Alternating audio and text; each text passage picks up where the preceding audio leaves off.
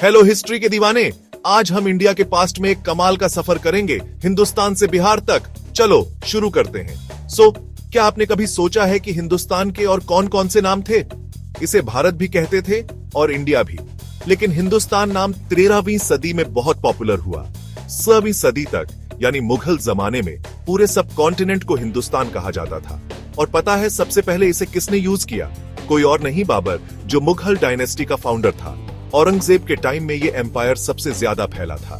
अब बिहार की बात करते हैं। बिहार नाम सबसे पहले मिन्हाज-ए-सिराज ने 13वीं सदी में यूज किया था। बिहार, जिसे बौद्ध मठों की भूमि कहा जाता है, उसे उन्होंने अर्ज-ए-बिहार कहा था। बाद में अकबर ने बिहार को एक प्रांत बनाया। अब मध्यकालीन भारत की बात करें तो उस समय खेती बाड़ी ही सबसे जरूरी काम था। कमाई का मेन जरिया खेती ही थी और खेती के औजार भी समय के साथ बदलते गए। पहले लोग कुदाल और फावड़ा यूज करते थे, फिर हल आया और आजकल ट्रैक्टर हैं। कभी अरघट्टा या घंटी यंत्र के बारे में सुना है? ये बहुत ही कमाल के पुराने यंत्र थे जिनसे कुएं से पानी निकाला जाता था। बाद में राहट आया, जिसमें जानवरों की मदद से पानी आसानी से निकाला जाता था। अभी 3-4 दशक पहले तक गांवों में राहट से ही सिंचाई होती थी। कपड़ा बनाने के लिए तकली बहुत जरूरी औजार था। इसमें समय ज्यादा लगता था, इसलिए बाद में चरखा आ गया जो ज्यादा फास्ट था। लिखने के लिए पहले ताड़ के पत्तों का इस्तेमाल होता था।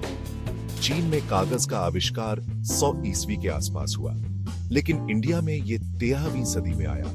दिशा सूचक यंत्र यानी कंपास 13वीं सदी से समुद्री यात्रा में इस्तेमाल होता था। समय देखने के लिए 14वीं सदी में सुल्तान फिरोज शाह तुगलक ने दिल्ली में खगोलीय, सूर्य और पानी की घड़ियां लगवाई। युद्ध के मैदान में रक्काब और नाल घोड़े सवार सैनिकों के लिए बहुत जरूरी थे। ये लोहे के उपकरण घोड़ों को अलग अलग जगहों पर तेजी से और सुरक्षित रूप से चलने में मदद करते थे। तो बस इतना ही। हिंदुस्तान से बिहार तक के इंडिया के सफर की एक झलक, नए नए आविष्कारों और रोचक इतिहास से भरी। अगर आपको ये वीडियो पसंद आया तो लाइक, शेयर और सब्सक्राइब करना ना भूलें। और भी ऐसे ही हिस्टोरिकल एडवेंचर के लिए मिलते हैं अगली बार।